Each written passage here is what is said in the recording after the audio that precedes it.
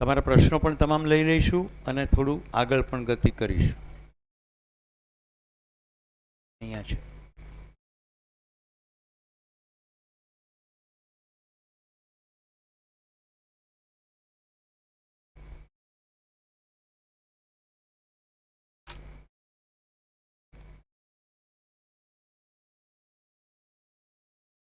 એક પ્રશ્ન છે કે તમે 4.5 ક્રિયા કેમ કહો છો?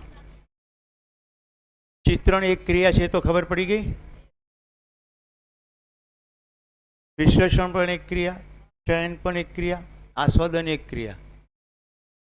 તુલનની કેપેસિટી 6ની, પ્રિયહિત લાભ, ન્યાય, ધર્મ, સત્ય, પણ ખાલી વાપરીએ છે 3 જ. અને એનું કારણ એટલું જ કે પોતાનું શરીર માનીએ. આમાં કોઈ અફસોસ કે પાપ નથી થઈ ગયું. પશુઓને જોઈને આપણે પણ આપણી જાતને પશુ માન્યા. આપણામાંના કોઈ એક શિક્ષકે મોટી ભૂલ કરી, એણે કીધું કે મનુષ્ય એક સામાજિક પ્રાણી છે, એટલે આપણે કંઈ જાણવાની કોશિશ ના કરી, આપણે ચાલે રાખ્યું, હૈસે હૈસો. પણ દુઃખી થયા એટલે પ્રયત્ન શરૂ કર્યો કે ભાઈ દુઃખી કેમ થઈએ છે. રાઈટ? એ પ્રયત્નમાં સાધના, સમાધિઓ, બધા યોગ, ઉપાસના કેટલું થયું. એમ કરતાં કંઈક થોડી તારવણી થઈ. રાઈટ? પતંજલિ યોગ દર્શનમાં ખાસું બધું કામ કર્યું ભગવાન પતંજલિએ. બાબાજીએ જે સાધના કરી છે પતંજલિ યોગ દર્શન પ્રમાણે, સમાધિ પ્રાપ્ત થયા પછી સંયમ નામની ક્રિયાથી અસ્તિત્વ આખું એમની સામે ઉઘડ્યું. મુદ્દો મહત્વનો એ છે કે એકવાર નિયમ ખબર પડી ગઈ તો ફરી એકડેકથી શોધવો પડે ખરો. એટલે એ સમાધિવાળો રસ્તો તો ખુલ્લો છે જ. જેને જવું હોય, સાધના કરવી હોય 20-20 વર્ષ સુધી, પછી એના નિયમ શોધવા હોય, એ રસ્તો ખુલ્લો છે જ. અહીંયા નિયમ આપી દીધા, હવે આપણે નિયમને ખાલી જોવાના. એવું છે કે નહીં? માનવાનું તો કહેતા જ નથી. જુઓ, તમે જેમ જેમ જોવા લાગશો તમને પ્રતીતિ થતી જશે. હા, એક્ઝેક્ટ આવું જ છે. દરેક વખતે પોતાની અંદર દુઃખનો સહેજ પણ અહેસાસ થાય એટલે જુઓ કેમ દુઃખ થયું, તો તરત ખબર પડશે કાં જાતે નિયમનો ભંગ કર્યો છે, કાં નિયમની સમજણ નથી. પ્રત્યેક દુઃખ એક સૂચના છે કે હજી સમજણ પડી નથી. બોલો બોલો. પ્રત્યેક દુઃખ એક સૂચના છે, ઇન્ડિકેટર છે કે હજી પૂરી સમજણ પડી નથી. તો હવે મને એ કહો, દુઃખ એ ગુડ ન્યૂઝ છે કે બેડ ન્યૂઝ છે જાગૃત થવા માટે? જો તમે જાગૃતિના અર્થમાં લો તો ગુડ ન્યૂઝ છે. બાકી રોદડા રોવા માટે પૂરતા કારણો છે. તો અહીંયા 3નું તુલન થાય છે, ખાલી 3 પૂરતું જ. પ્રિય હિત લાભ, એટલે એ ક્રિયાને અડધી કીધી. મારે તો પાછું એન્જિનિયરિંગનું અભ્યાસ છે ને, એટલે હું જ્યારે જીવન ક્રિયામાંથી પસાર થયો ને એટલે મેં વળી ઓર કુસ્તી કરી. મને થયું કે આસ્વાદન એ પૂરું થાય છે કેમ? આસ્વાદનમાં કેટલું છે? રુચિ, મૂલ્ય અને લક્ષ્ય, 3 છે. પણ હું મારું ગમા અણગમાથી જ ઓપરેટ થયા કરું તો આ 3 આખી, આ અડધી, 3.5, અને આ 1/3, એટલે 33, એટલે 3.87. ખ્યાલ આવે છે? પૂરું નહીં. એટલે બધું ગમતું જ કર્યા કરીએ તો આસ્વાદનની ક્રિયાનું પોટેન્શિયલ પણ પૂરું નથી. એમાં કમસે કમ એટલા ગુડ ન્યૂઝ છે કે રુચિ, મૂલ્ય અને સંબંધ છે. જે ક્ષણે તમે હું શરીર નથી તો મૌલિકતા આખી બદલાઈ જશે. અત્યારે મૂલ્ય કેટલું મારા છે ને, જે દેખાતા એ જ મારા. સંબંધ કેટલો મારા શરીરમાંથી આવેલા, મારા મમ્મીના શરીરમાંથી આવેલા, આટલો મારો પરિવાર. એટલે આ કેટલું સીમિત મૂલ્ય થયું. મૌલિકતા ખરી, સંબંધય ખરો, પણ કેટલો? બહુ સીમિત. કેમ? કારણ કે પોતાની જાતને શરીર માન્યું, તો શરીરથી શરીર એટલો જ સંબંધ થયો. હવે હકીકત શું છે? હું શરીર છું નહીં. જો હું શરીર નથી અને હું જીવન છું, હવે મારો સંબંધ જીવન સાથે છે. એક જીવનનો બીજા જીવન સાથે છે. તો દરેક આ સભામાં આટલા બધા જીવન બેઠા છે, અલગ અલગ શરીરો ચલાવે છે. હવે સંબંધનો તમારે સ્વરૂપ કયું ઓળખાયું? પહેલાં એક સૂત્ર કહી દઉં, એક પણ સંબંધ બનાવવાનો નથી, સંબંધ ઓળખવાનો છે. એક પણ સંબંધ બનાવવાનો નથી, સંબંધ ઓળખવાનો છે. હવે જેવો સંબંધ ઓળખાય એટલે એ સંબંધમાં મૂલ્ય વહેવા લાગે. એક મૂલ્ય તો તમને પહેલા જ સત્રમાં મેં બતાવ્યું હતું કે રોટલી થાળીમાં આવે અને એ જો સંબંધ ઓળખાય તો કૃતજ્ઞતાનું મૂલ્ય તો વહે વહે ને વહે. હા કે ના? હવે જેટલા આપણે જાગવાની કોશિશ કરતા જઈએ ને એને ખબર પડતી જાય કે હું અત્યારે જ્યાં અને જે કંઈ છું એના માટે કેટલા લોકો, કેટલી અવસ્થાના કેટલા એકમોએ કામ કર્યું છે. તો કૃતજ્ઞતાનો ભાવ સતત રહે. અમે બાબાજીને પૂછ્યું કે બાબાજી જ્યારે આપ જાગૃતિએ પહોંચ્યા તે સૌથી પહેલાં કયું મૂલ્ય પ્રગટ થયું? તો કે કૃતજ્ઞતા. તો જાગૃતિના પથ ઉપર હવે આપણને ખબર પડી ગઈ, એમને તો પ્રગટ થયું, આપણી પાસે નિયમ ખબર પડી ગઈ કે જે કંઈ છે બધું આટલા બધા પ્રયત્ન થકી છે. જો પહેલા સત્રની થોડીક વાત આટલી ક્રિયાઓ પછી થોડી રિપીટ કરું છું. આ જે કંઈ શરીર મને મળ્યું છે તે શરીર મારી પોતાના કોઈ મહેનતથી મળેલ નથી, એટલે મને ઉપલબ્ધ થયું. એટલે માતા પિતા પ્રત્યે કૃતજ્ઞતા. એ માતા પિતા જે પરંપરામાંથી આવ્યા એટલે બધા દાદાઓ, પરદાદાઓ, વડદાદાઓ એમ જોતા જઈશું વસ્તી વધતી દેખાય છે, રાઈટ? અત્યારે 805 કરોડ છે, એની પહેલાં 750 હતી. એમ બેકવર્ડ જતા જાઓ તો પાછળ જતાં જતાં જતાં જતાં શરૂઆતમાં તો કેટલા થોડા લોકો હશે. મતલબ કે જેટલા છે એ બધા ટેકનિકલી સ્પીકિંગ આપણા પરિવારના જ છે. એક કે બે પેઢી સુધી શું કહીએ, આ મારો ભાઈ છે, કાકાનો દીકરો ભાઈ, રાઈટ? પછી એમ કહે કે બે પેઢી અમારે ભાઈઓ થતા હતા. પછી એમ કે 4 પેઢી અમારા દાદા એક હતા. પતી ગયું. પછી હવે આપણને કશું યાદ છે નહીં. પણ તર્ક લગાવો, હવે કોઈ પારકું છે મને કહો.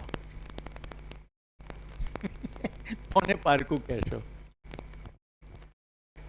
તો જીવન વિદ્યામાં પ્રેમનું વ્યાખ્યા છે પરાયપન કા અભાવ.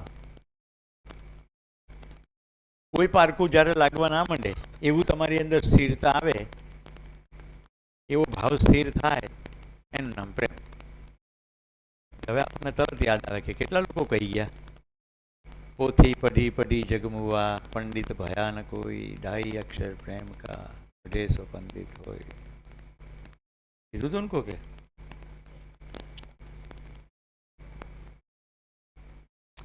એટલે ચોપડીઓ વાંચી વાંચીને ઘણા પંડિત થયા, પણ એનાથી કંઈ જાજો ફેર પડ્યો નહીં.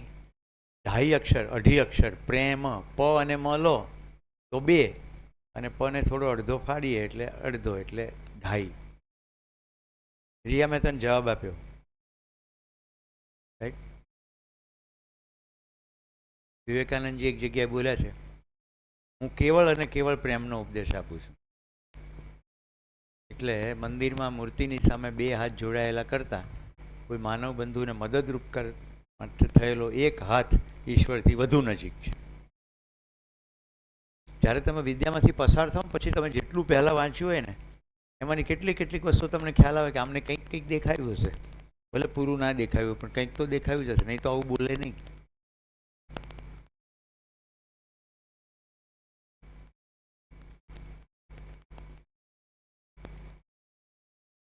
તો કૃતજ્ઞતા નામના મૂલ્યથી આપણે સત્રની શરૂઆત કરી હતી, રાઈટ? અહીંયાથી આપણે કૃતજ્ઞતા વ્યક્ત પણ કરી હતી અને કૃતજ્ઞતા મૂલ્યની પણ વાત કરી હતી.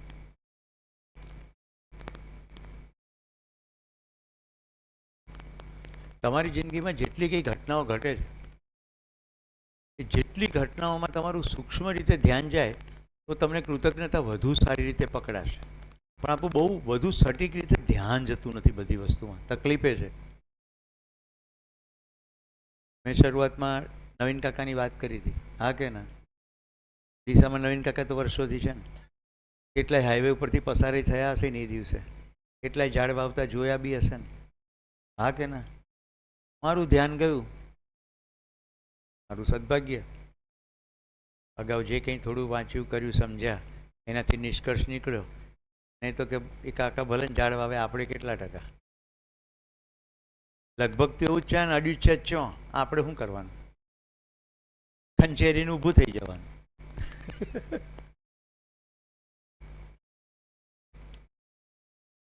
કૃતજ્ઞતા. ચલો હું તમને આજે મારા એક ભાભી આવ્યા છે તેમની હાજરીમાં જ કૃતજ્ઞતા મૂલ્યનો પ્રસંગ કહું. 2005ની ઘટના છે. ભાઈ બરાબર અથવા ભાઈથી વિશેષ એવો અંતરંગ મિત્ર પ્રકાશ, એનું શરીર શાંત થઈ ગયું રોગને કારણે. એના છેલ્લા દિવસોમાં હોસ્પિટલના દોડાદોડી ચાલતી હતી. પણ જ્યારે અમે પહાડોમાં જતા ને ત્યારે સારણેશ્વર મંદિરમાં જમવા બેઠેલા અને મારું પાકીટ મેં કાઢીને આમ સાઈડમાં મૂક્યું હતું. પાકીટમાં અમારે બહુ બધું વસ્તુઓ હોય, નાના નાના નાઇફ હોય, લાઈફ સેવિંગ ડિવાઇસીસ તરીકે દોરાઓ હોય, ટોર્નિકેટ બાંધવા સાપ બાપ કરડે તો, બેન્ડેજ હોય, બેઝિક દવાઓ હોય. જમ્યા પછી પ્રકાશ બધું ખોલીને જોતો હતો. એમાં એણે જોયું કાર્ડ છે દેહદાનનું, અંગદાનનું, આંખોના દાનનું, બધા કાર્ડ. મને કે મારે આ કરી દેવું છે, આંખોનું દાન તો મારે કરી જ દેવું છે. સારું, પછી વાત તો જતી રહી, કંઈ ફોર્મ બોર્મ ભર્યું નહીં અને સંજોગવશાત એનું શરીર શાંત થઈ ગયું. મને એ ઘટના બિલકુલ યાદ છે. અમે બધા ભેગા થયા. એ દિવસે હું પહેલી વાર રાજુભાઈને મળ્યો, કારણ કે એ પ્રકાશના નાના ભાઈ મુંબઈ રહે. વાત મૂકી તો બાપા રાજુભાઈના પિતાજી કે ભાઈ આંખોનું દાન ના કરાય, આગલો અવતાર આંધળાનો આવે. ટ્રીટિંગ ડૉક્ટર પાર્થિવ મહેતા હતા. મેં અંદર જઈને કહ્યું તમારા જીગરી મિત્રની ઈચ્છા મારે પૂરી કરવી છે, આ લોકોને કન્વિન્સ થતાં મને વાર લાગશે, રાઈટ, વાર લાગશે, પણ ત્યાં સુધી પછી આંખ બગડી જાય. એટલે તમને મારા ઉપર ભરોસો હોય તો તમે દાન તો કરી જ દો. મને કે પણ સહી જ જોઈશે. મેં કીધું તમને સહી ફોર્મ પર લાવી આપીશ, પણ તમે પ્રક્રિયા ચાલુ કરી દો. હવે ડૉક્ટર પાર્થિવ મહેતા પણ મિત્ર, એટલે એમણે પ્રક્રિયા જે કંઈ કરવાની હતી કરી. આ બાજુ તે દિવસોમાં તો મને જીવન વિદ્યા નહોતી મળી. 2005 આંખો બંધ કરીને બે હાથ જોડીને સરસ્વતી માતાને પ્રાર્થના કરી કે શિક્ષક તરીકે તારી સેવા કરી હોય તો આજે જીપ ઉપર આવીને બેસજે. મારે બધાને કન્વિન્સ કરવાના હતા, રાઈટ. બધા કન્વિન્સ થયા, ફોર્મમાં સહી થઈ ગઈ, દાન તો થઈ જ ગયું હતું. બાપાને પગે લાગીને મેં કીધું બાપા દાન તો થઈ જ ગયું છે.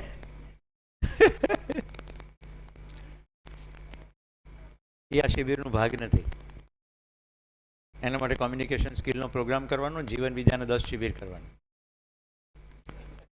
વગર જીવન વિદ્યા હું તમને કહી દઉં છે, મહત્વની ઘટના તે દિવસે ઘટી હતી. એનું નામ છે ભાવ.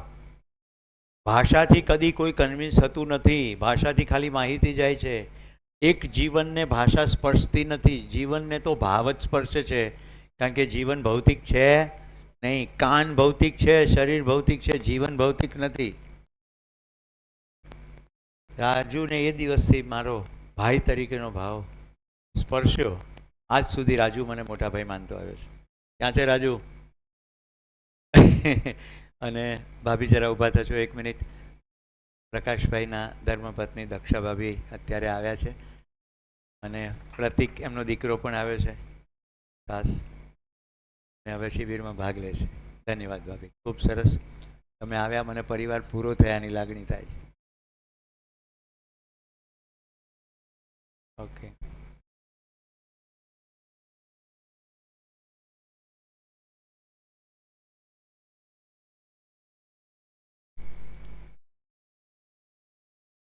તો કોઈ અવસાનની ઘટના કાયમ માટે સંબંધની પૂર્ણાહુતિ થાય છે, અને કોઈ એક ઘટના જો ભાવ હોય તો જિંદગીભરનો સંબંધ બને છે.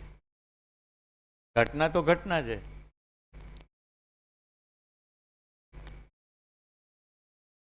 તો ભાભી પ્રત્યે કૃતજ્ઞતા, પ્રતિક પ્રત્યે કૃતજ્ઞતા, રાજુ માટે તો હોય જ. પ્રકાશની જગ્યાએ એને મને સ્વીકારી લીધો. 2005થી અત્યારે 2025 20 વર્ષ થયા. બે વ્યક્તિને જ્યારે પરસ્પર પ્રેમ હોય ત્યારે પરસ્પર આંખોમાં નથી જોવાનું હતું. બે વ્યક્તિને જ્યારે પરસ્પર પ્રેમ હોય ત્યારે જગત તરફ જોવાનું હોય છે. અને પ્રેમ સાચો એ જ છે કે જે પોતાપણાનો ભાવ છે એ વિસ્તરે. મારા ને રાજુના પરસ્પરના પ્રેમનો ભાવ વિસ્તરીને જો આ શિબિરમાં પરિણમ્યો છે. થઈ જાય રાજુ માટે તાળીઓ. હું તો ગયો તો પ્રકાશને ધ્યાનમાં રાખીને. રાજુએ મને જોઈ લીધો. ધ્યાન દેવાનું. ક્યાં ગયા સાગરભાઈ? ધ્યાન દેવાનું, રાઈટ. ખાલી ધ્યાન દેવાનું. હવે ગઈકાલે ભાવ સમજાવ્યો તો, હવે ફરી સમજાવું છું ભાવ. અસ્તિત્વમાં કશુંક છે ભવ, એ જેવું છે તેવું સ્વીકારાય તો ભાવ. અસ્તિત્વમાં શરીર છે, હા કે ના? યસ. એ શરીરને ચલાવનાર જીવન છે, હા કે ના? જો શરીર દેખાયું તો પૂરું દેખાયું કે અધૂરું દેખાયું? ખાલી શરીર જોયું તો અધૂરું દેખાયું.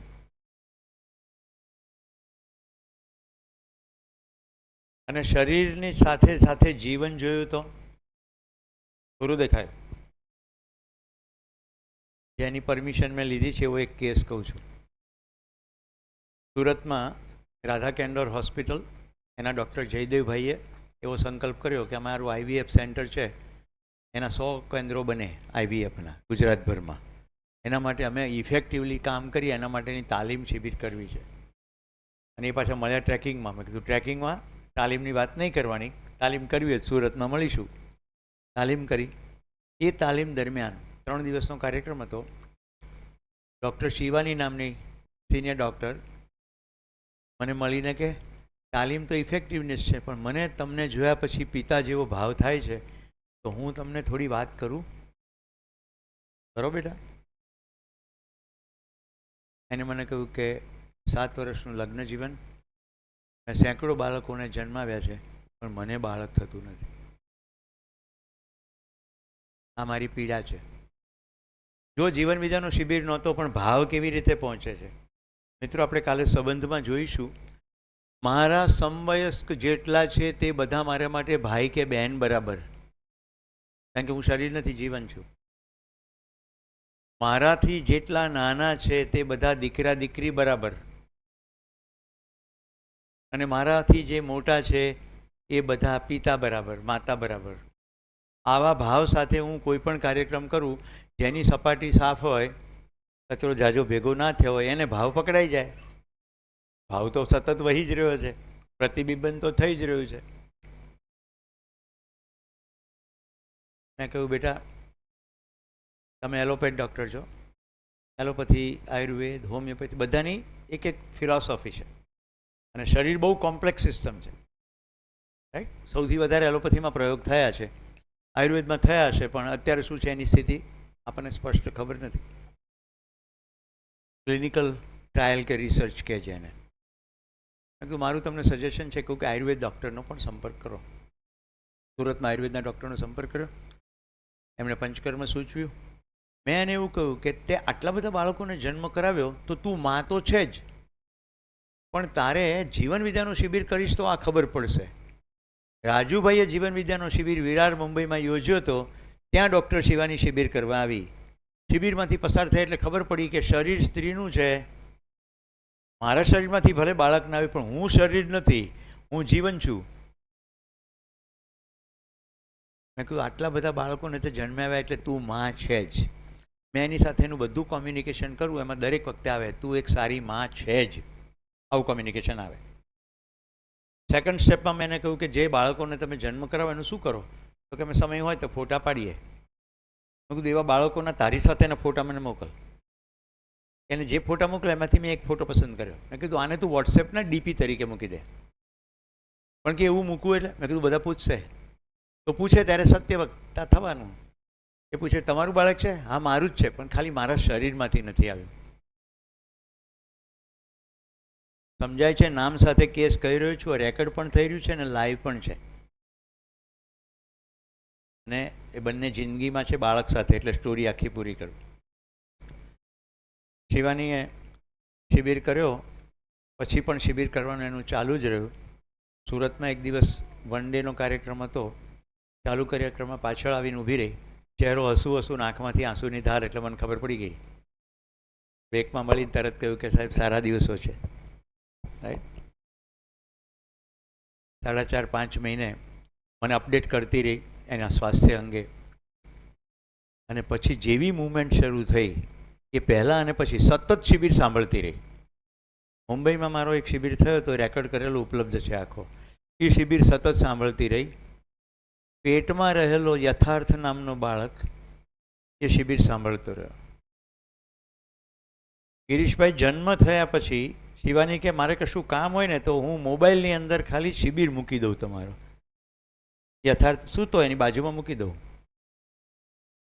તો શિબિર સાંભળ્યા કરે. હવે તમને આ થોડુંક નવાઈ જેવું લાગશે, પણ લગભગ એ 3 મહિનાનો થયો ને હું એને મળવા ગયો, સીધો જ મારી સામે હસ્યો ને તરત મારી પાસે આવી ગયો. 3 મહિનાનું બાળક. અત્યારે યથાર્થ 2.5 વર્ષનો થયો છે. સુરતમાં મારું એક જગ્યાએ આવા તમારી જેમ શિબિરાર્થીઓ છો એવી રીતે શિબિરાર્થીઓ સાથે સ્નેહ મિલન ગોઠવાયું. શિવાની એને લઈને આવી, બેઠી હતી. યથાર્થ મને ફિઝિકલી આમ નહીં જોયેલો, બરાબર, 2-3 મહિનાની ઉંમરે જોયો તે જ. હું જ્યાં બેઠો હતો ત્યાં આજુબાજુ રમે.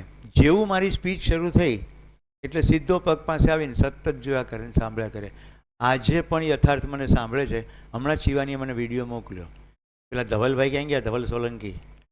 ધવલ સોલંકીએ શિબિરમાંથી ટુકડા કરી કરીને મારા ક્લિપ્સ બનાવી છે. શિવાનીએ ક્લિપ મૂકે ને અને યથાર્થ સાંભળે એનો વિડીયો શિવાનીએ લઈને મને મોકલ્યો છે કે જુઓ હજી તમારી શિબિરની મજા લે છે. વાર્તા પૂરી.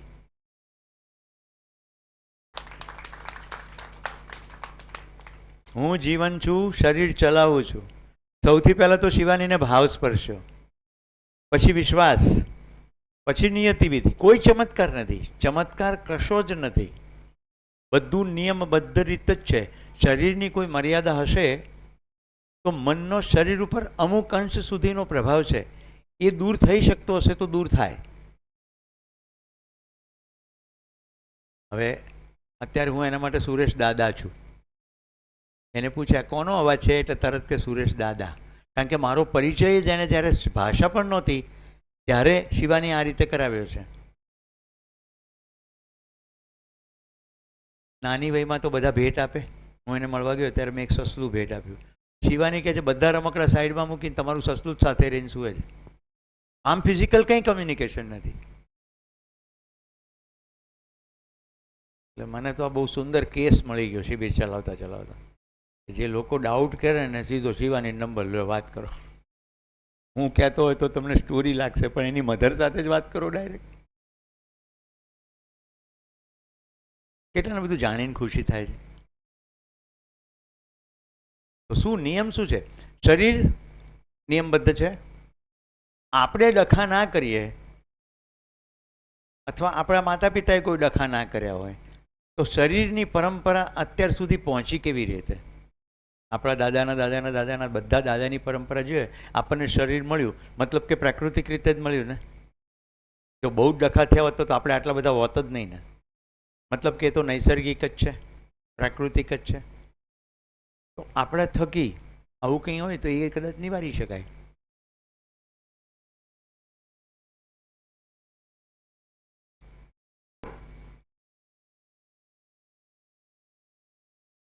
ડુમસના દરિયાકાંઠે લગભગ 1 વર્ષના યથાર્થને લઈને શિવાની અને એના પતિ શાંત દરિયાકાંઠે પેલી બાબા ગાડીમાં એને રાખીને બેઠેલા. એકદમ યથાર્થે ચીસો પાડવાની શરૂ કરી, અને અનયુઝ્યુઅલ ચીસો, જેમ કે કશું કરડી ગયું હોય કેવું. એમણે તપાસ કરી, કશું નહોતું. થોડીક વારમાં એકદાર જોરદાર મોજું આવ્યું અને જ્યાં બાબા ગાડી છે હોય ત્યાં સુધી પાણી આવી ગયું સડનલી. એટલા લોકો ખસેડીને થોડા પાછળ ગયા. 10-15 મિનિટ થઈ, ફરીવાર યથાર્થે ચીસો પાડી. આ વખતે આ લોકો થોડા એલર્ટ હતા અને ફરીવાર એ જ ઘટના રિપીટ થઈ. પાણી ત્યાં સુધી આવ્યું. આને અનુમાન ક્ષમતા કહે છે. આપણા બધામાં અનુમાન ક્ષમતા છે. થનારી ઘટનાઓની આગોતરી જાણ આ જીવનની ક્ષમતા છે. શરીર નાનું છે, જીવન કેટલું છે કહી શકાય નહીં. ક્યારે ગઠન પૂર્ણ થયું કહી શકાય નહીં. ગઠન પૂર્ણતા તો ખબર પડી ને ના બેન. પદાર્થ અવસ્થામાં સતત ગઠનશીલતા છે. મધ્યમાં 1 અંશ 2, 8, 18 ને 32 61 અંશોનો સમૂહ. આ પરમાણુ ગઠન પૂર્ણ થઈ ગયો. હવે અગ્નિ બાળી શકે નહીં, પાણી ભીંજવી શકે નહીં, ભૌતિક ક્રિયા એની પર લાગુ પડે નહીં, ભારહીન. એટલે ચકડોળમાં નીચે આવીએ ત્યારે શરીર નીચે આવે પણ જીવનને ભાર નથી એટલે થોડું ડિસ્પ્લેસ થઈ જાય, ખસી જાય, એટલે થોડું અનઇઝી લાગે. સ્વીકૃતિમાં આવ્યા પછી કાંઈ જ નહીં. એવું ઘણાને ફ્લાઇટ લેન્ડ થતી હોય ત્યારે પણ થાય. ફેન્ટમ ફૂટની પણ મેં તમને વાત કરી. પગ કપાયા પછી પણ કે હજી પગ દુખે છે. સ્વીકૃતિ હોય એ પ્રમાણે શરીરને જીવન ચલાવે. તો માનું છું જીવન ક્રિયા તમને સ્પષ્ટ થઈ જશે. જે લોકોને આ બધી બાબતોમાં હજી અંધારું છે એને માટે એટલો જ જવાબ છે કે અધ્યયન કરવાથી ધીમે ધીમે પ્રકાશ થશે. ફરી એકવાર રિપીટ કરી દઉં છું, જેમ જેમ અભ્યાસ કરતા જઈએ એમ મૌલિકતાનો સાક્ષાત્કાર થતો જાય. અત્યારે મેં તમને મૌલિકતા કહી દીધી છે પણ સાક્ષાત્કાર થયો નથી. મૌલિકતાનો સાક્ષાત્કાર થાય, અવસ્થાઓમાં જે વ્યવસ્થા છે એનો બોધ થાય અને આ પરસ્પરતા જે સજેલી છે એ સત્યનો અનુભવ થાય. આપ થાય એ પ્રમાણે પછી ગતિ થાય. તો જો સાક્ષાત્કાર થઈ ગયો અને અનુભવ સુધી પહોંચી ગયા પછી અનુભવ અંતર્ગત જ આખી જિંદગી ચાલે. એટલે ચિંતનપૂર્વક ચિત્રણ થાય. હવે ચિત્રણ કેવું થશે? અહીંયા લખ્યું છે એવું. બાબાજીએ અનુભવ સંપન્ન થયા એટલે એમના મોઢામાંથી સૌથી પહેલું જે વાક્ય નીકળ્યું આ છે, ભૂમિ સ્વર્ગતામ યાતુ મનુષ્યો યાતુ દેવતામ ધર્મો સફળતામ યાતુ નિત્યમ યાતુ શુભોદયમ. ભૂમિ સ્વર્ગ હો, મનુષ્ય દેવતા હો, ધર્મ સફળ હો, નિત્ય શુભ હો. તો હવે ધર્મ સમજીએ. By presentation. હવે તમારી સામે ચારેય અવસ્થાઓ છે અને ચારેય અવસ્થાનો તમને રૂપ, ગુણ, ધર્મ, સ્વભાવ ક્રમશઃ સમજાવું છું. એટલે પ્રેઝન્ટેશન તરફ ધ્યાન રાખજો. જો પહેલા કોલમમાં 4 અવસ્થાઓ છે, પદાર્થ અવસ્થા, પ્રાણ અવસ્થા, જીવ અવસ્થા અને જ્ઞાન અવસ્થા. સાપેક્ષતામાં બદલાય. સાપેક્ષતા એટલે એકબીજાના રિલેશનશીપમાં. જેમ કે પદાર્થ અવસ્થામાં પાણી લો તો તપેલીમાં નાખો તો પાણીનો આકાર તપેલી જેવો થાય, પ્યાલામાં નાખો તો પ્યાલા જેવો થાય. એનું રૂપ કેવું? કોઈ એક ખાસ આકાર, આયતન એટલે ક્ષેત્રફળ અને ઘન એટલે વોલ્યુમ. આ પદાર્થ આમ ઊભું રાખવું તો લગભગ 1.5 ચોરસ સેન્ટીમીટર જેટલું ક્ષેત્રફળ અને કદાચ 100 ml જેટલું વોલ્યુમ. રાઈટ? આકાર, આયતન, ઘન. કોઈ પણ પદાર્થ અવસ્થાનું રૂપ આવું. પ્રાણ અવસ્થામાં જુઓ, વનસ્પતિ, લીમડાનું રૂપ અલગ, આંબાનું રૂપ અલગ, બોરસલ્લીનું અલગ. હા કે ના? તો જે જેવી પ્રજાતિ એ પ્રમાણેનું રૂપ. જીવ અવસ્થા, જીવોના શરીર, ઘોડા, ગાય, બકરી, કૂતરા એ પ્રમાણે રૂપ. જ્ઞાન અવસ્થા, માનવ શરીર, ઊંચો, નીચો, ઠીંગણો, કાળો, ગોરો, જાડો, પાતળો, એ જેવું શરીર એવું રૂપ. રૂપમાં કોઈને કંઈ ક્વેશ્ચન છે? રૂપ એટલે પ્યોર દેખાવ. અસ્તિત્વમાં જે કંઈ દેખાયા કરે છે એ બધું રૂપ. હવે જે દેખાતું નથી પણ સાપેક્ષતામાં બદલાય એનું નામ ગુણ.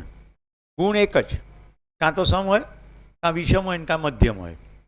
એટલે પરસ્પરતાની અંદર, દાખલા તરીકે આપણે પાણીની જ વાત લઈએ. તમારે પાણીની જરૂરિયાત છે, રાઈટ? શરીરમાં તરસ ઊભી થઈ તો પાણી પીવો એટલે સમ,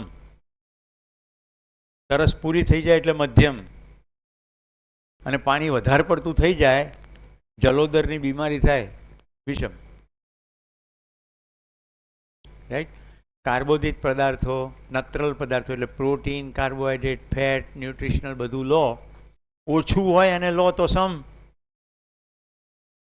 જેટલું જરૂરી છે એટલે પહોંચે એટલે મધ્યમ, એનાથી વધારે થાય તો વિષમ. શરીરને શર્કરા જોઈએ, ઓછી હોય તો હાઇપોગ્લાયસીમિયા કે હાઇપોગ્લાયસીમિયા, બેહોશ થઈ જાય માણસ. તો શરીરને સુગરની જરૂર છે, જેટલી જરૂર છે ત્યાં સુધી પહોંચે ત્યાં સુધી સમ, પછી મધ્યમ, નુકસાન નહીં થઈને ફાયદો પણ નહીં, મેન્ટેન કરે. મધ્યમ એટલે હંમેશા રહેવું, ટકેલું રહે. તો આ બધી જ અવસ્થાઓના આ રીતે ગુણ છે, સમ, વિષમ, મધ્યમ. મેં તમને પાણીની વાત કરી, હવે પ્રાણ અવસ્થાની વાત કરીએ. તમને મોઢાની અંદર નાનકડું ઇન્ફેક્શન હોય દાંતમાં તો લવિંગનું પોતું મૂકે, રાઈટ? ડિસઇન્ફેક્ટન્ટ. ગળામાં કંઈક સોજો આવ્યો હોય તો કે હળદરવાળા કોગળા કરો. હા કે ના? એ થોડી માત્રામાં કરો તો એ બધું સરખું થઈ જાય. એકદમ 25 લવિંગ મોઢામાં નાખો તો શું થાય? વિષમ. પ્રાણ અવસ્થામાં પણ વિષમ, જીવ અવસ્થામાં પણ એવું જ, સમ, વિષમ ને મધ્યમ. ગાયનું દૂધ, ભેંસનું શીંગડું, અને વાઘનો દાંત. એટલે કયા કયા જીવાવસ્થા સાથે કામ પડે છે એ પ્રમાણે સમ વિષમ મધ્યમ. અને આપણું મોટા ભાગે કામ પડે છે જ્ઞાન અવસ્થા એટલે કે માનવો સાથે. તો હવે માનવોમાં સમ વિષમ મધ્યમ એટલે શું? આપણે બધા સાથે મળીને જાગૃતિ પથ પર એકબીજાને સહાયક થઈએ તો સમ. અંજલિ શિબિરમાં જતી નહીં હો. આ બધી તારી ફેશન નકામી જશે, ખબર પડી જશે 4 ટી-શર્ટથી વધારે જરૂર નથી, તો પછી શો ક્યાં કરીશ? એટલે જતી નહીં શિબિરમાં. વિષમ. તમે જાગૃતિના રસ્તે આગળ જતા હોય પણ લોકો અટકાવે તો વિષમ. સપોર્ટ કરે તો સમ. અને પથ ઉપર સાથે હાથ મેળવીને ચાલે મધ્યમ. તમારાથી વધુ જાણતા હોય એની પાસે જાઓ તો સમ. તમારાથી ઓછું જાણતા હોય એની પાસેથી જાણવાનો પ્રયત્ન કરો, શું થાય? ઓછું જાણે છે એટલે ભ્રમની માહિતી જ આપશે ને તમને. અમદાવાદ આવો, આમાં વિજયની દાબેલી તોડી નાખે એવી. પછી ખબર પડે તોડી નાખે એવી એટલે પેટ તોડી નાખે એવી. જીભને તો બહુ સરસ લાગે. હવે આવા મિત્રો થયા હોય અને સતત આવું ખા ખા કરીએ તો જ્ઞાન અવસ્થાના જ એકમ છે. પણ સમ થયા કે વિષમ? આ બધી જે કંપનીઓ છે, આતંકવાદી કંપનીઓ, આ બધા પરસ્પર ભેગા થાય તો સમ વિષમ કે મધ્યમ? પરસ્પર તો વિષમ, આખી સમાજ માટે વિષમ. બે એકબીજાને સપોર્ટ કરવાના, કઈ બાબતમાં? ખોટી બાબતમાં. અને બધા ભેગા થઈને પાછું સમાજ માટે વિષમ. આ ક્લિયર થઈ ગયું? હવે આપણે ચાલીએ જે સૌથી વધારે મહત્વનું છે. સાપેક્ષતામાં વ્યક્ત થાય એટલે પરસ્પરતામાં વ્યક્ત થાય, પણ કદી બદલાય નહીં. તો પદાર્થ અવસ્થાનો સ્વભાવ શું લખ્યું છે? સંગઠન વિઘટન. ભેગું થાય છૂટું પડે. યસ. આમાં અંકલ સમ એટલે જનરલી પોઝિટિવ ડાયરેક્શનમાં આગળ વધવું, પછી વિષમ એટલે નેગેટિવમાં રોંગ ડાયરેક્શનમાં આગળ વધવું, અને મધ્યસ્થ એટલે જે પોઝિટિવ ડાયરેક્શનમાં ત્યાં ટકી રહેવું, બની રહેવું, બનેલું રહેવું, ટકેલું રહેવું. એટલે હોવું હોવું હોવું એટલે અસ્થિ, જે અસ્થિ. સમ એટલે વિકાસ, વિષમ એટલે રાસ. ઓકે. સમ વિકાસ, હાશ, અને મધ્યસ્થ એટલે મધ્યસ્થ એટલે મધ્યમ. ટકી રહેવું. શબ્દ મધ્યમ એટલા અર્થમાં જ છે કે નુકસાન ના કરે ને વધારે પણ નહીં. ઓકે. રાઈટ. તમને નકારાત્મકતા તરફ લઈ પણ ના જાય, પણ તમને સકારાત્મક તરફ દોરી પણ ના શકે. એટલે કેવું ગિરીશભાઈ, હું પોતાની જાતને શરીરમાનના 5 માણસોનો સમૂહ, તો ખાવાની પ્રક્રિયા, પીવાની પ્રક્રિયામાં ટકી રહે, સંબંધે ટકી રહે અને શરીરે ટકી રહે, પણ જાગૃતિ પથમાં કંઈ આગળ યાત્રા થાય નહીં. મધ્યમ. હવે જ્ઞાનની સ્થિતિએ પહોંચ્યા તો જ્ઞાનમાંય મધ્યમ, એટલે ચેતનાની સ્થિતિમાં પણ મધ્યમ, એટલે બનેલા રહે. સરવાળે તો આપણે બધાએ મધ્યસ્થમાં જ સ્થિર થવાનું છે. એટલે સમ થતાં થતાં એક સ્થિતિ બની જાય જે ચરમ જાગૃતિની છે, એટલે તો આપણે મધ્યસ્થ દર્શન કહીએ છીએ.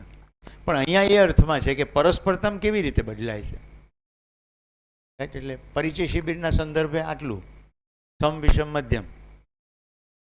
સમ સારું થવું, વિષમ નુકસાન થવું, મધ્યમ જૈસે થે. શિબિરમાં ગયા ને પાછા આવ્યા જેવા હતા તેવા, મધ્યમ. તમને શું લાગે છે? જ્ઞાનની દિશામાં હોય તો શ્રેષ્ઠ. તમારું શરીર દુબળું થઈ ગયું છે અને હવે તમે ખોરાક ખાઈ રહ્યા છો, શરીર પુષ્ટ થઈ રહ્યું છે, તો શું કહેશે? આ પદાર્થ તમારા માટે સમ છે. અને 2 દિવેલના ગ્લાસ પી જશો તો ડાયરિયા થઈને શરીર રિડ્યુસ થઈ જશે, તો વિષમ છે. હવે બરાબર માપસરનો ખોરાક ખાઓ તો શરીર વધે પણ નહીં, ઘટે પણ નહીં. ગિરીશભાઈએ પ્રશ્ન પૂછ્યો, મેં જવાબમાં કીધું બને રહેના, બનેલું રહે. મધ્યમ.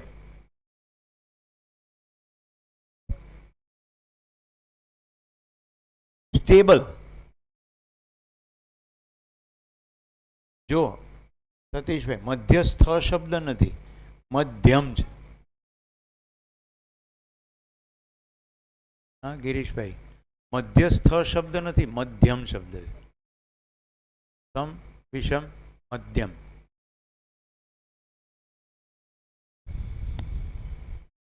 ધન્યવાદ.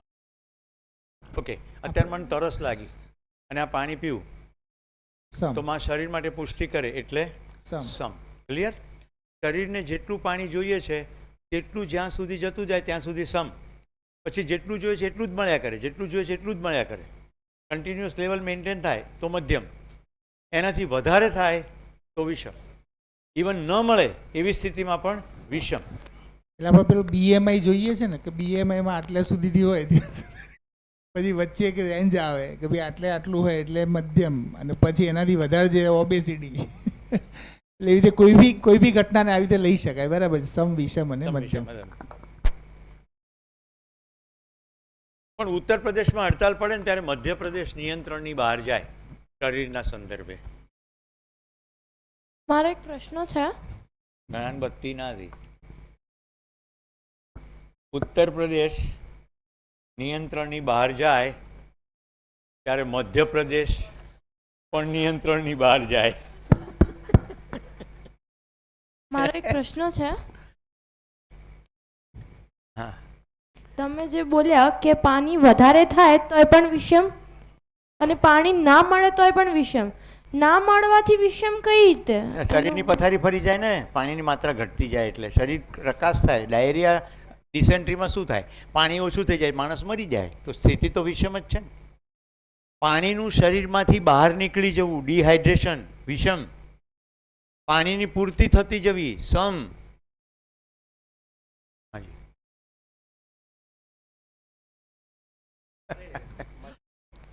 મધ્યમની આપણે અહીંયા લીટી દોરીએ એટલે વધારે ક્લિયર થઈ જાય. આ લીટી જુઓ, શરીરમાં પાણીની માત્રા આ લીટી જેટલી હોવી જોઈએ. આનાથી વધે તોય વિષમ અને આનાથી ઘટે તોય વિષમ. આટલું ક્લિયર? પહેલાં બંને વિષમ જ છે.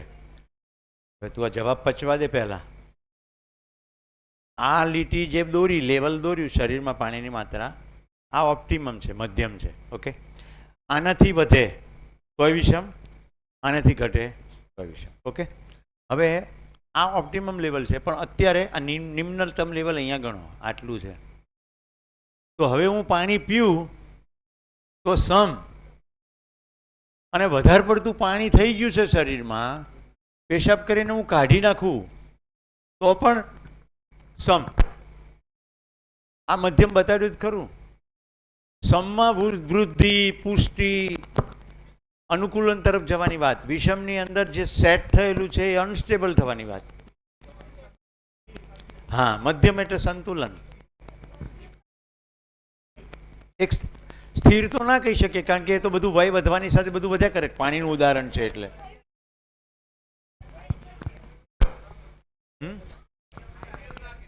આઈડિયલ ના કહેવાય ને. વ્યક્તિએ પાણીનું સ્તર બદલાઈ જાય ને, ઉંમરે બદલાય, ઋતુ પ્રમાણે બદલાય. આ પાણીનું ઉદાહરણ લઈ રહ્યો છું એટલે. એક જ ઉદાહરણ પહેલાં પકડીએ ને તો બધું ક્લિયર થઈ જશે. પહેલાં મધ્યમ પકડો. મધ્યમ સમજાય છે? તકલીફ જ છે, મધ્યમ નથી સમજાતું. માંદા પડીએ ને એટલે વિષમ ખબર પડે, પછી તરત સમ કરવાની કોશિશ કરીએ. તાવ આવ્યો છે, 103 ડિગ્રી છે, તાવની માત્રા ઘટે અને 97 પહોંચે તો સમ થયું કે વિષમ થયું? હવે 97 પહોંચ્યા એટલે મધ્યમ થઈ ગયું. હવે હજી શરીર ઠંડુ પડવા માંડ્યું કે હવે મોર્ગ રૂમમાં લઈ જવાની તૈયારી કરો. હવે હજી વિષમ.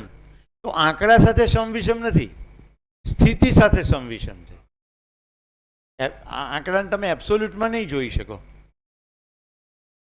જેમ કે આપણી પલ્સ, સામાન્ય પલ્સ કેટલી કહેવાય? 72. પણ ડૉક્ટર સાહેબને પૂછે ખબર પડે, ઘણાને 72 ના હોય. મારા દીકરાને 58 છે, ઓછી છે, ફિટ છે. પેલો પ્રેસિડેન્ટ હતો અમેરિકન, ક્લિન્ટન, એની પણ એવી 58 હતી. ફિટનેસ માટે કામ કરતા, એક્સરસાઇઝ કામ કરતા માણસોને બહુ ઓછી પલ્સમાં શરીરનું કામ ચાલી જાય. તો એ એના માટે આંકડો એના માટે મધ્યમ છે. વધારે દોડાદોડી કરશે તો પલ્સ રેટ વધશે એ સમય પૂરતું. જેવો આરામની સ્થિતિમાં આવશે એટલે વળી પાછી 58 થઈ જશે. એટલે આંકડો ના પકડાય, મધ્યમ પકડાઈ ગયું તમને? In order. એટલે ઓર્ડરલીનેસ, બેલેન્સ, સંતુલન, મેન્ટેનન્સ બને રહેના. કશી વસ્તુ બનેલી રહે તો મધ્યમ, એનો રકાસ થાય, રાસ થાય, નુકસાન થાય તો વિષમ. એ વિષમ સ્થિતિમાંથી મધ્યમ તરફ આવવાની આખી ક્રિયાનું નામ સમ.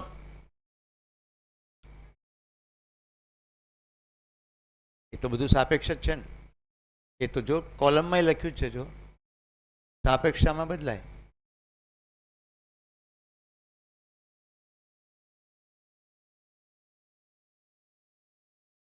મધ્યમ, પરફેક્ટ, વિષમ.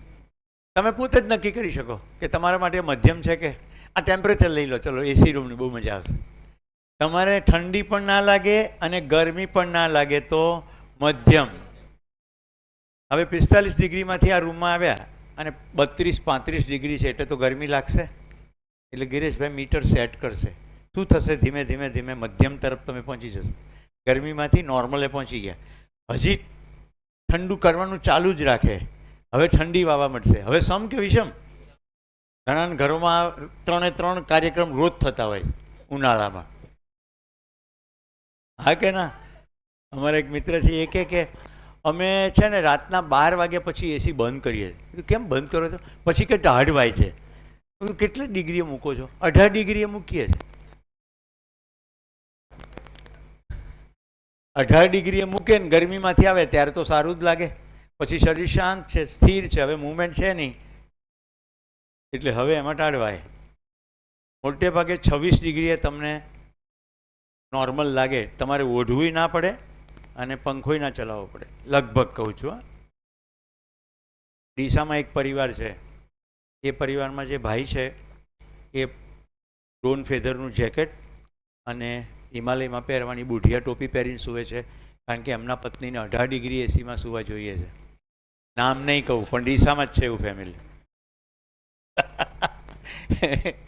ઘણા ઓળખી પણ ગયા હશે કોની વાત થાય.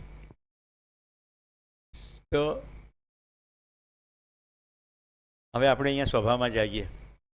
પદાર્થ અવસ્થામાં સંગઠન વિઘટન એટલે પદાર્થના બધા એકમો પરમાણુ બતાવ્યા તમે, તમને ભેગો થાય, છૂટો પડે. H2O2 ભેગું થાય, H2O વિઘટન થઈ જાય, બે ગેસીસ અલગ અલગ. આવું કન્ટિન્યુઅસ ચાલ્યા જ કરે, સંગઠન વિઘટન ચાલ્યા જ કરે. પ્લાસ્ટિકનું પણ વિઘટન થાય, પણ બહુ વર્ષો પછી થાય, એટલે એને આપણે પ્રદૂષણ કહીએ. તો આવર્તનશીલ અર્થશાસ્ત્રમાં એવી જ વસ્તુઓ બનાવવાની હોય કે જે આવર્તિત થયા કરે, રિપીટ થયા કરે. Recycle is the right word. Recycle થાય. થોડીક વાર માટે કલ્પના કરો, પૃથ્વીની બહારથી આપણે કશું લાવતા નથી, બધું અહીંયાથી જ છે ને. તો ખાણમાંથી ખોદી કાઢીએ આયરન ઓર, અને પછી એમાંથી લોખંડ છૂટું પાડીએ.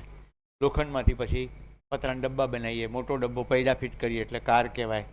આવા ઘણા બધા ડબ્બા ફિટ કરીને દોડાવીએ તો એને રેલ કહેવાય. રાઈટ? થોડું ભૂંગળા જેવું બનાવીએ અને થોડા લાંબા બે પાટિયા કરીએ એટલે એને વિમાન કહેવાય. પણ છે તો બધું લોખંડના ડબ્બાઓ જ. તો લોખંડ તો પૃથ્વીમાંથી જ ખોદી કાઢ્યું. આ ખ્યાલ આવે છે? ચંદ્ર ઉપરથી લોખંડ લાવ્યા નથી. તો જેટલું પણ સુવિધાઓ છે એ બધી જ મેનિપ્યુલેશન ઓફ પદાર્થ છે.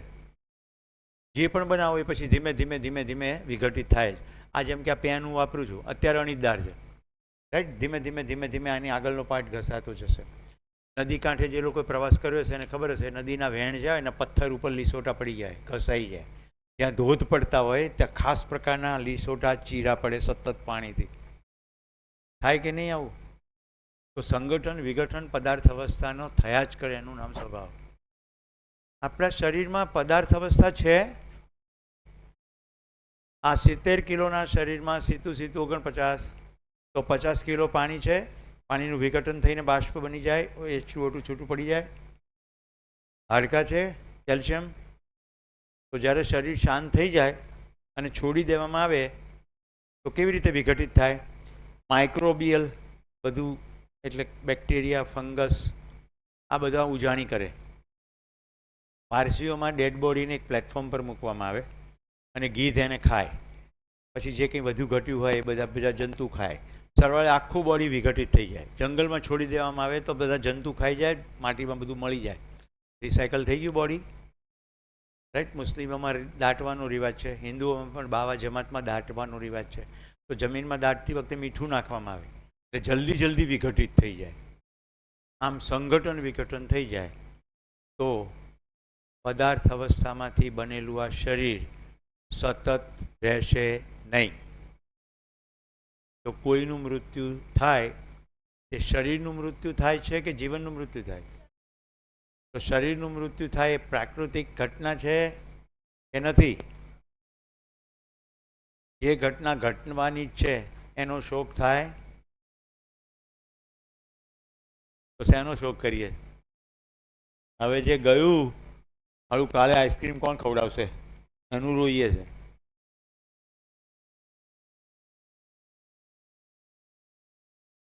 તપાસો 1 મિનિટ. શરીર શાંત થઈ જશે એ સત્ય હકીકત છે કે નહીં? અહીંયા હું કોઈ કોરી કથા નથી કરી રહ્યો, રાઈટ? કોઈ ચોપડીમાંથી આપણે રેફરન્સ નથી આપતા. પહેલાં તમે જુઓ એવું છે કે નહીં. પાછા રોજ જે કેટલાક જાય છે, બીકે ન્યૂઝમાં આવે છે રાત્રે કે આજે આ ગયા. જાતસ્ય હિ ધ્રુવો મૃત્યુ, જેટલા જન્મે છે એ મરવાના જ છે. હવે આપણે જ્યારે ઊંડાણથી જોઈએ તો શોક શેનો છે મને કહેજો. જે છે એ જેવું છે એવું સમજાયું નથી એટલે શોક છે. તમારો સંબંધ એ શરીર સાથે હતો એટલે શોક છે.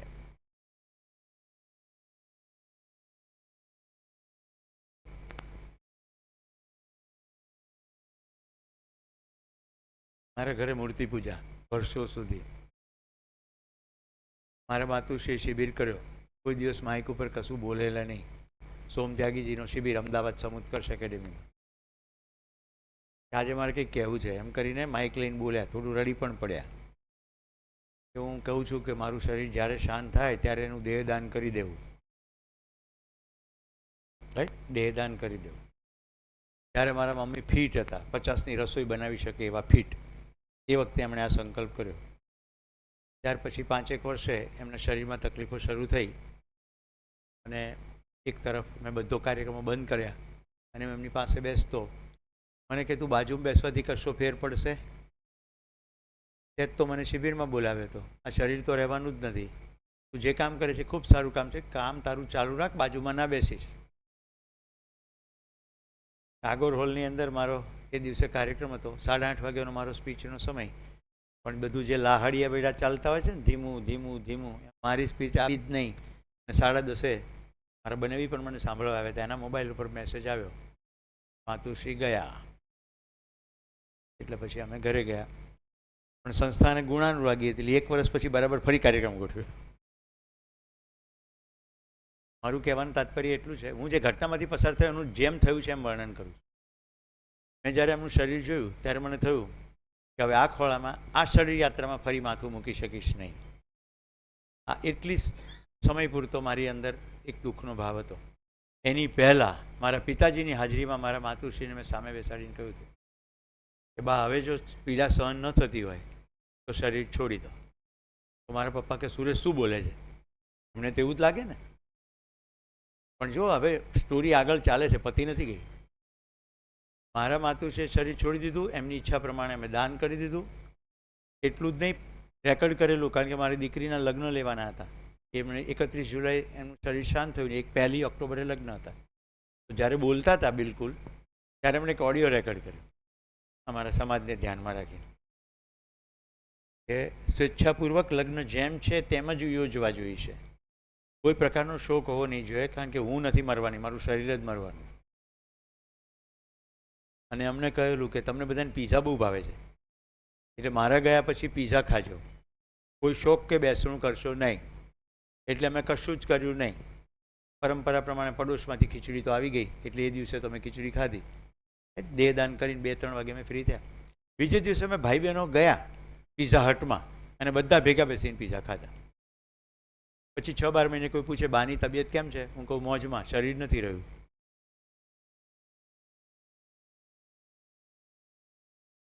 જો અહીંયા કેટલાક મિત્રો ઉપસ્થિત છે અને મારી જિંદગી ખુલ્લી કિતાબ જેવી છે. પછી પિતાશ્રીનું શું થયું? સાહેબ, આપ રાયલામાં બધાને મોકલો ને. 2022 ડિસેમ્બર 23 ડિસેમ્બરે રાયલા શરૂ થવાનો હતો. હું 22 ડિસેમ્બરે અહીં આવ્યો. મારી ઘટના કહી ચૂક્યો છું. 30 ભમરી કરડી એ તો કહી દીધી ને પહેલા દિવસે, ભમરીમાં મરી જાય માણસ. હોશ આવે ત્યારે મેં કીધું દાન કરી દેજો, પછી ઘરે જાણ કરજો. 23 ડિસેમ્બરે રાયલા શરૂ થયો. સોજેલી આંખ, આમ બંબા જેવું મોઢું, અને ઘરેથી સમાચાર આવ્યા કે પિતાજીએ શરીર છોડી દીધું. રોટેરિયન મિત્રો હતા કે હવે તમારે ઘરે જવું તો જાઓ. મેં કીધું મારી મા જેટલા જ મારા પિતા પણ એવા હતા. એમણે મને કહ્યું કે તું બેસી રહેવાથી શું થાય, તું કોઈ કાર્યક્રમ છોડીશ નહીં, તું જા, સરસ કામ કરે છે, પણ બધું કરીને જા. એટલે એનેટોમી ડિપાર્ટમેન્ટના હેડને મળી આવ્યો, ફોર્મ ભરી દીધું, સહી વહી કરાવી લીધી એમની, અને મારા બનેવીને આપીને આવ્યો. બનેવીએ કીધું કે બાપુજી ગયા, સારું દેહદાન કરી દો, હું રાયલા પૂરો કરીને આવીશ. જો ખાલી જુઓ કે મારા જવાથી મારા પિતાજી શરીરમાં બેઠા થશે તો બાકી બધી લૌકિક ક્રિયાઓ છે. અમે કોઈ શોખ નહીં, કોઈ બેસવું નહીં, કશું જ નહીં. હું ગયો પછી 1 મહિના સુધી હોસ્પિટલ, એલજી હોસ્પિટલવાળા દેહદાન કર્યું હોય તો તમને દર્શન કરવા દે. મારી એક બેન અમેરિકાથી એ આવી ગઈ કે મારે છેલ્લી વાર બાપુજીને જોવા છે. પેલા ડૉક્ટર કહે કે તમારે નખ કે વાળ કે કશું લેવું છે? મેં કીધું મારા પિતાજી ગયા નથી, એમનું શરીર ગયું છે, મારામાં જીવંત છે. એમાંથી કંઈ સદગુણ છે એને હું પરંપરામાં લગાડું મારી જોડે કામે, અને એ મારા દીકરા સુધી જાય તો મારા પિતાજી મળશે નહીં. હું તમને જીના સમજાવું છું આ ક્ષણે, આ સ્ટોરી પૂરી કરી દઉં છું. જીના સમજાવું. જીના કોને કહેવાય? લીમડાનું ઝાડ મરી જાય પણ લીમડાની અંદર લીંબોળી થાય, એ બીજ વવાય એટલે લીમડો રહે કે નહીં? લીમડો છે ને છે. લીમડાનું કોઈ એક ઝાડ નથી તો લીમડો જીવે છે કે મરી ગયો? જીવે છે. એવી જ રીતે માણસમાં શરીર ખતમ થઈ જાય પણ એ જે જીવન છે એ તો છે જ, એ રીતે પણ સતત છે. અને જો જીવતી વખતે એવું જીવ્યા કે બીજાને માટે પ્રેરણા થઈ તો પ્રેરણા સ્વરૂપે હવે એ જીવનનો ગુણ આગળ આગળ ચાલશે. આને જીવ્યા કહેવાય, નહીં તો મરી ગયા. આપણે બધાને સતત જીવવું છે. શરીર તો નહીં રહે. સતત કેવી રીતે જીવીશું? આપણે એવી રીતે જિંદગી જીવીએ કે આપણા જીવવામાંથી, આપણા આચરણમાંથી પ્રેરાઈને બીજા પણ એવી રીતે જીવે તો આપણે કદી મરીશું નહીં, સતત જ રહીશું.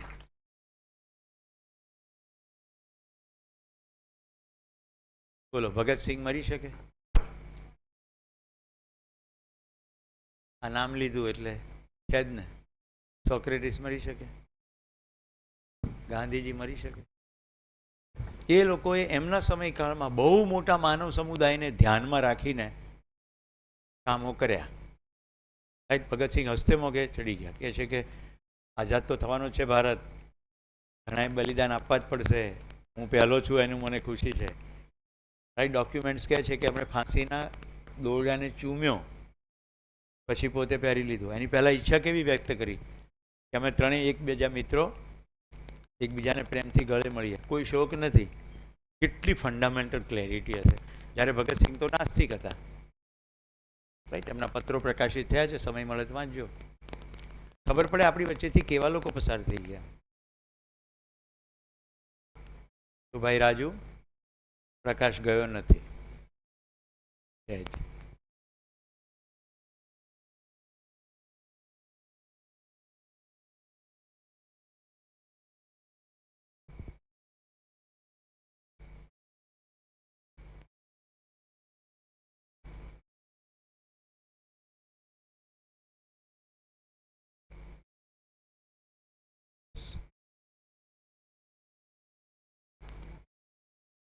વાત સાચી કે આપણે શરીર નથી, પણ હવે તમે જે રીતે કહ્યું કે તમારી માતાશ્રી ગયા એના પહેલાં એમને કીધું હતું કે હું બીમાર છું, તારા રહેવાથી કંઈ નહીં થાય તો તારું કાર્ય કર, બરાબર? તો એમાં મારો પ્રશ્ન એટલો છે કે શરીર જવાનું તો વાત સાચી છે, પણ હવે શરીરને કંઈક તકલીફ પડી, હવે તમે સારું કાર્ય કરો છો, બરાબર? તો તમે સારું કાર્ય કરો છો અને એનાથી લોકોને ભલાઈ થાય છે, બરાબર? તો હવે તમારા શરીરમાં અગર કોઈ તકલીફ, કોઈના પણ શરીરમાં, કે મારી વાત કરી લો, મારા શરીરમાં કોઈ તકલીફ છે અને હું એને દૂર કરી શકું છું, તો પછી એને દૂર કરવી જરૂરી કે નહીં? બિલકુલ 86 વર્ષની ઉંમરે મારી માતા ગઈ છે અને લગભગ 88 વર્ષે મારા પિતાજી ગયા છે. ટ્રીટમેન્ટ તો કરી જ હોય ને, જેટલું થઈ શકે એટલું બધું તો કર્યું જ હોય ને. કિડની ફેલ્યોર થયેલી એટલે પછી ધીમે ધીમે ધીમે ફેલ્યોર થાય પછી શું થાય? Multi organ failure. શરીર એના નિયમ પ્રમાણે વિઘટિત થઈ જ જશે. એવું ના હોય તો કોઈ ઉદ્યોગપતિ તો કોઈ દિવસ મરે જ નહીં. બધા પૈસા હોય જ, રાઈટ.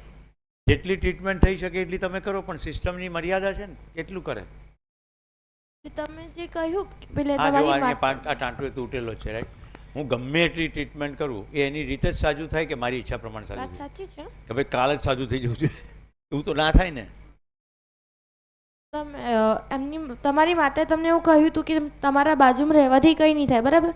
હવે એની તમે એવી ને એવી જ વાત, જો હું તમને કોઈ એક્ઝામ્પલ છે તો એમાં એવું છે કે માન લો કે કોઈ પુત્ર બહાર હોય, કાં તો એની કોઈ ખરાબ સ્થિતિ છે એના કારણે મા બીમાર પડી હોય, તો બાળક સરખું થઈને પોતાના પુત્રના વિયોગમાં કે દૂર છે કે એના વિયોગના થોડીક વાર વિયોગ છે ભલે, તો એના કારણે બીમાર છે, તો એના બાજુમાં રહેવાથી જો એને શાંતિ મળતી હોય, એ સ્વસ્થ થતું હોય તો એ કરાય જ ને. એ તો એનો નિર્ણય છે ને, આપણે બે નક્કી કરીએ થોડું થશે. એટલે આ બધી આઈડિયલ વાતો છે, આદર્શ વાતો છે. માનવીય વ્યવહારમાં થાય છે શું? આપણને બહારથી એવું લાગતું હોય કે એને બેસવું જોઈએ, રાઈટ. એમના બંનેના આંતરિક સંબંધો કેવા છે એની ઉપર છે ને. કહેવું થોડું પડે, એને યોગ્ય લાગે તો આવી જ જાય ને. માતા પિતાઓ ધ્યાન રાખજો, સંતાનના ઉછેર દરમિયાન ભાવ સંબંધ નથી થયો તો ઘરડા ઘર છે, એવું મેં તમને કીધું કે નહીં? સંબંધનું સ્વરૂપ કેવું છે એની ઉપર જ બધો આધાર છે. કોણે શું કરવું જોઈએ એવું કોઈ કરી નક્કી નહીં કરી શકે, કારણ કે દરેકને કલ્પનાશીલતા અને કર્મ સ્વતંત્રતા છે. એવાય પરિવારો છે જે લાચારીથી એના માતા પિતાને ઘરડા ઘરમાં મૂકે છે.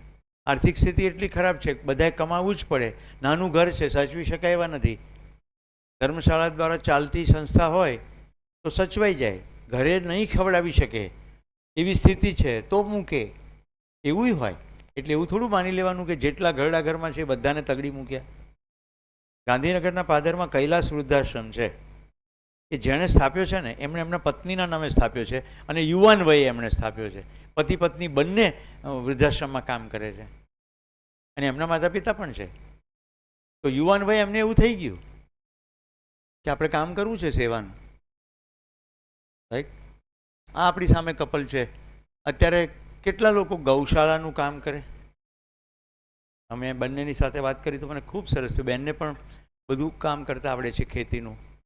હવે એક તરફ સતત ભોગવાદી માનસિકતા છે.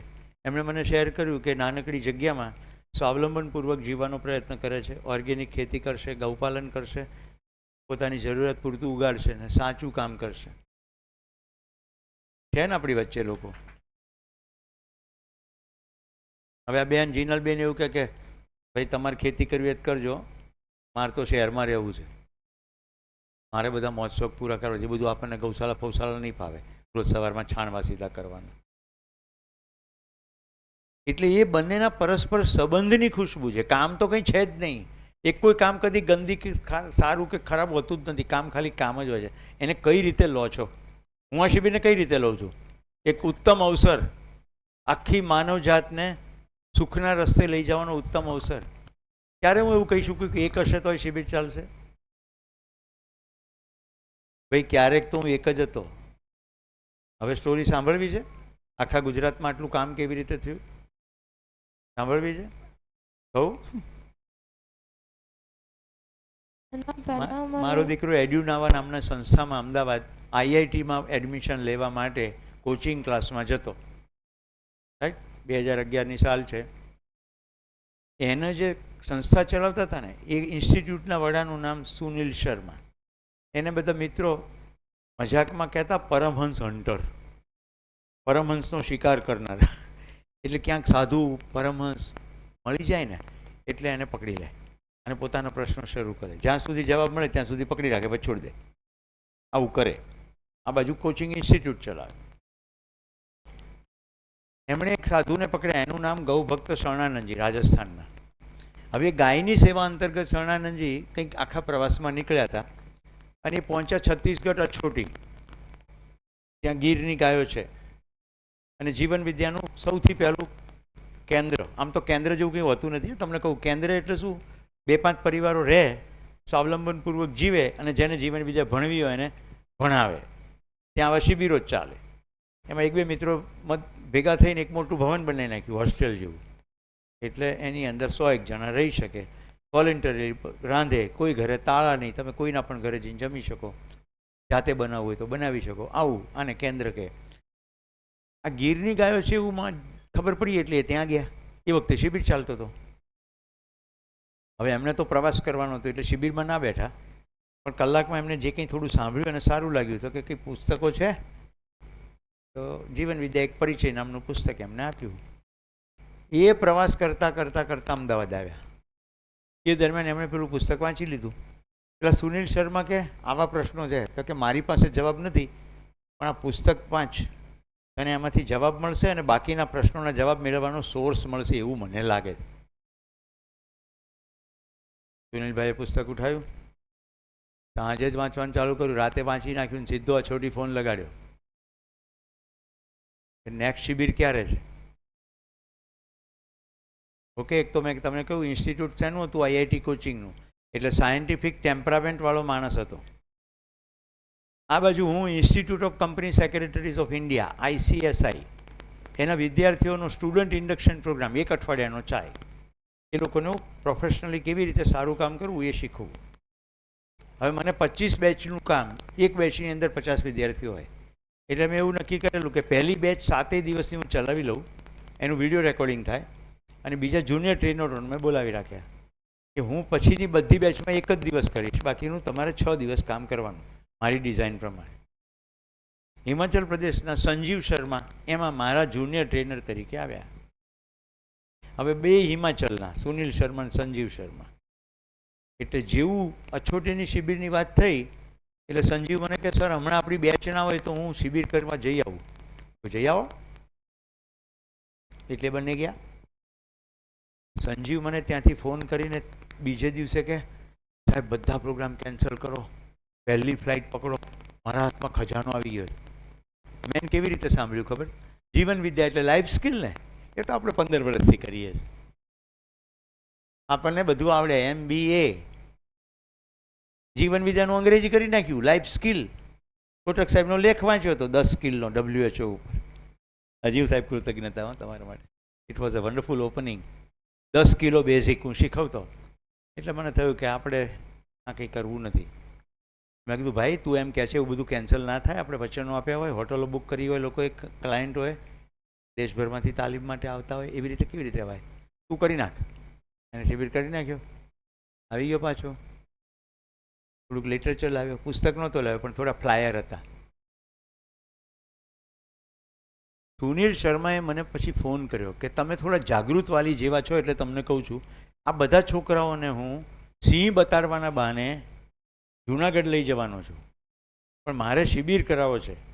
સંજીવે મને કીધું કે તમને લિટરેચર પહોંચાડ્યું છે તો તમને શું લાગે છે, તમે તમારા દીકરાને મોકલશો?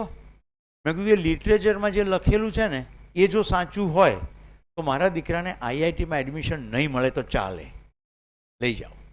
કારણ કે કોચિંગના પૈસા ભર્યા હોય ને પછી કોચિંગને બદલે આ બીજે ફાલતુ ફરવા જવાનું થાય એટલે એમને સંકોચ થાય ને માલિક તરીકે. એટલે વાલી તરીકે મારી રજા લીધી. સંજીવ બહુ મને આગ્રહ કર્યો કે સર હવે તો ગુજરાતમાં શિબિર છે, તમે જાઓ ને. મેં કીધું ભાઈ એવી રીતે કેવી રીતે જવાય, બધું કમિટમેન્ટ છે. પણ મારા સદભાગ્ય પૂર્વના પુણ્ય ઉદય થયા હશે તો છેલ્લો દિવસ જે શિબિરનો હતો એ વખતે મને એને લેવા જવાનું મન થયું. શું કામ? ચાપરડા ગામથી 20 કિલોમીટરના અંતરે વિસાવદર ગામ છે. મારા પત્નીના નાના બેન ત્યાં સાસરે. એટલે ઘરમાં વાત થઈ તો કીધું ચલો જઈએ, બેનને મળતા આવીશું અને દીકરાને તેડતા આવીશું. એ તો ગયા હતા બધા બસમાં, અમે કાર લઈને ગયા. હવે જુઓ સાંજનો સમય હતો અને સદભાગ્ય કે વિસાવદર પહેલાં ના આવ્યું, ચાપરડા પહેલાં આવી ગયું. ત્યારે ફોનમાં GPS નહોતું એટલે એમ જ અષ્ટમ પષ્ટમ ગયા હતા કે નજીક છે એમ. ચાપરડા આવ્યું એટલે અમે પહોંચી ગયા. બ્રહ્માનંદ વિદ્યા મંદિર નામની શાળા, બાળકો રમતા હતા. મેં કીધું કેવું રહ્યું? કે અમને એટલી બધી મજા પડી છે ને હજી અમે એક સેશન માગ્યું છે. મને તો આ એક સોમ ત્યાગી નામના શિક્ષક, આ 6 દિવસથી શિબિર ચાલે છે, આ 11મા ધોરણના વિદ્યાર્થીઓ, એમને એવો તે શું રસ પડી ગયો અમે કે હજી માગે છે. મેં કીધું આપણે રોકાઈ જઈએ, એક સેશન સાંભળીને વિસાવદર જઈશું. એક સેશન સાંભળ્યા પછી મારા પત્ની એની બહેનને ફોન કરીને કહ્યું કે હવે હું તને મળવા નહીં આવું, તું મને મળવા આવજે, કાલે શિબિરનું સમાપન છે, હવે મારે આગળ સાંભળવું છે. બીજે દિવસે સમાપન સત્રમાં હું બેઠો. સમાપન સત્ર પત્યા પછી મેં હાથ ઉપર કર્યો, માઇક ઉઠાવીને પબ્લિકલી ઘોષણા કરી કે આજથી હું સોમ ત્યાગીજીને મારા પિતા તરીકે સ્વીકારું છું. જો સંબંધનું સૂત્ર હું શરીર નથી તો કેવી રીતે શિબિર કર્યા વગર જ પિતા તરીકે સ્વીકારું છું અને આજથી જિંદગી જીવન બીજાને સમર્પિત કરું છું.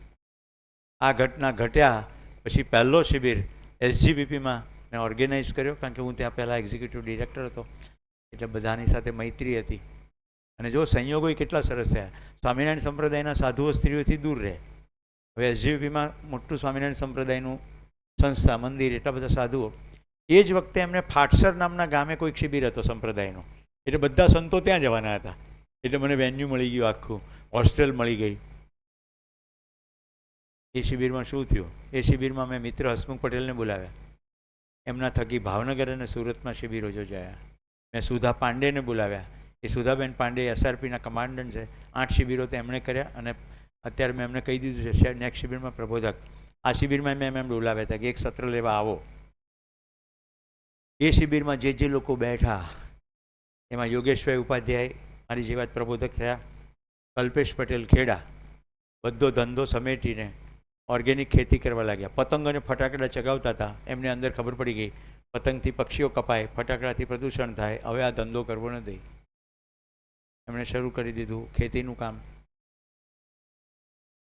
કાળક્રમે શું થતું ચાલ્યું. આ શિબિર મેં કીધું એમ હસુભાઈ થકી ભાવનગરમાં થયો. ભાવનગરમાં શિબિરમાં હું સોમભાઈને આસિસ્ટ કરવા, સેવા માટે ગયો. હવે જો હું ટીચર કેમ થયો એની પણ સ્ટોરી આમાં છે, એ કહી દઉં. ના ના, કાલે રાખો ને. ભાવનગરનું એ શિબિર, એ શિબિરમાં વાળુકડના નામના પાલિતાણા પાસેના નાનકડા ગામના લોક વિદ્યાલયના ટ્રસ્ટી નાનુભાઈ શિબિરમાં 1 કલાક માટે આવ્યા.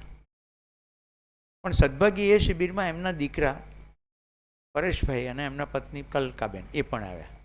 હું તો શું કરવા ગયો હતો ગિરીશભાઈ, સોમભાઈનું બોર્ડ, પાણી, ખાવાનું, માઇક, આ બધું સેટ કરવા.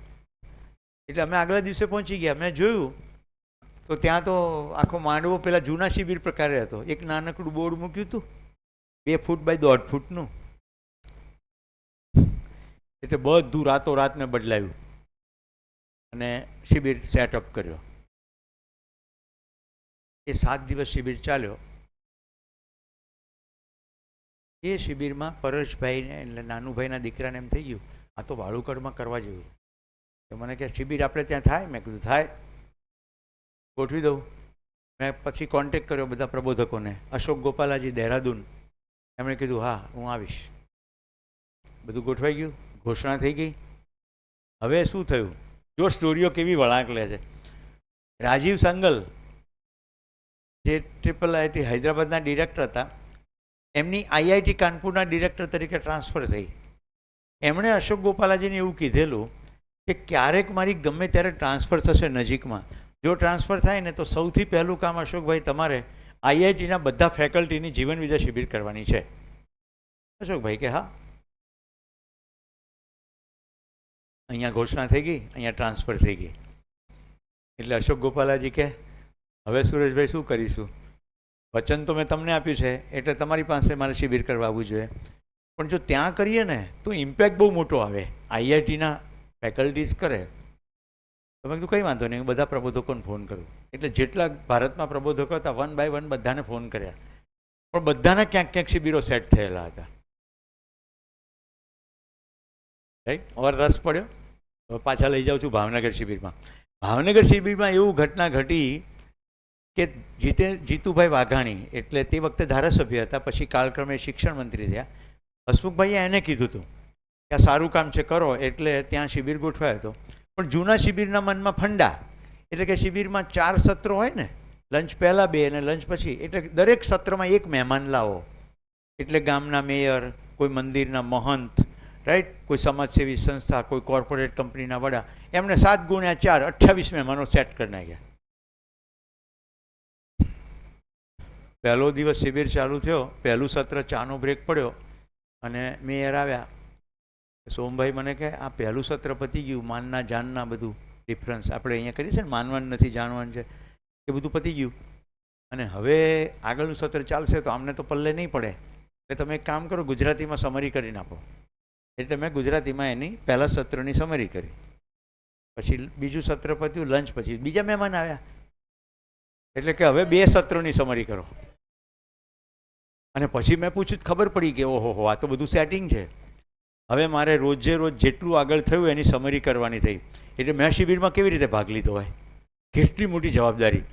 એક તો કોઈ પદ વ્યક્તિ ઉપરની વ્યક્તિ આવે, એને તો સાર સાંભળવામાં રસ હોય. અહીંયા તો કેટલું બધું શિબિરમાં વર્ણન થતું, એમાંથી સાર તત્વ કેટલું હોય એ કાઢવાનું. એટલે હું આમ શિબિર સાંભળું અને નોટમાં લખતો જઉં, આ પોઈન્ટ બહુ મહત્ત્વનો છે. તો બધા મહત્ત્વના પોઈન્ટ ભેગા થાય. પછી રિસેસમાં બધા તો ચા પીવે, પણ હું તો એમાં જ લાગેલો હોઉં કે હવે કહેવાનું છે કઈ રીતે. હા, એટલું ખરું કે હું ઓલરેડી મેનેજમેન્ટ ટ્રેનર અને શિક્ષકનું કામ તો કરતો હતો, એટલે મને એવો કંઈ આત્મવિશ્વાસનો અભાવ નહોતો. પણ આ વિષય વસ્તુ તો મારા માટે પણ નવું હતું. મેં એની પહેલાં શિબિર કર્યો તો, મેં જ યોજાતા શિબિર, એટલે હું લગભગ 3 શિબિરમાંથી તો પસાર થઈ ગયો હતો. આવી રીતે સાર કરતાં કરતાં છેલ્લે દિવસે સોમભાઈ મને પ્રેમથી ભેટીને બોલ્યા, ભૈયા આપ તો પ્રબોધન કે લીએ અબ તૈયાર હો. મેં કીધું ના ના ના, હજી તો મારું અધ્યયન બાકી છે. એટલે હું અધ્યયન માટે એ દિવસોમાં અછોટી જતો હતો. મિત્રો, આમાં સંપૂર્ણ સ્ટડી કરવા માટે હું 2 વર્ષ છત્તીસગઢ ગયો. ત્યાં પેલા શરણાનંદજી ગયા હતા અછોટી, રાયપુર પાસે. એટલે અમે દર 2 મહિને 15 દિવસ જઈએ અને 10-10 દિવસ 15 દિવસ એનો સ્ટડી કરીએ. આવું ચાલતું હતું. હવે પેલી ટ્રાન્સફરને કારણે અશોક ગોપાલાજી આવું કીધું. પછી મારી તપાસ ચાલતી રહી. મેં કીધું હવે તો તારીખ જ બદલવી પડશે, કારણ કે કોઈ પ્રબોધક અવેલેબલ નથી.